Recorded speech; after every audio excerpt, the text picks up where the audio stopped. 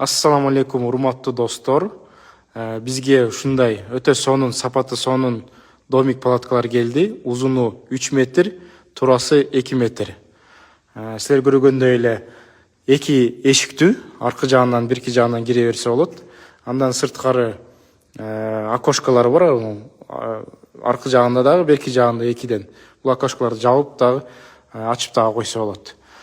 Ичине кирелик. Ичинде болсо көргөндөй эле сиздерде мындай окошкасы да бар. Буну да жабып койсо болот. Астында москитный сетка менен тоже окошкалар бар. И бул жерде болсо биз печка коебуз. Печканы коюп, бул палатканы жылытсак болот. Комплектте эмне кетет? Комплектте мындай насосу бар өзүнүн и мындай мощный казыктар бар. Ушу казыктар менен бул палатканы байлап койсоңуздар, казык кагып, бул жерде жиптери бар өзүнүн. Байлап койсок, бул шамалга да туруктуу болот. Анан бул неме четиндегилерди да ушинтип тартып байлап коет, суу астына өтпөш үчүн. Асты аябай калың материалдан жасалган, мындай силер көргөндөй. Аябай калың, суу өткөзбөйт.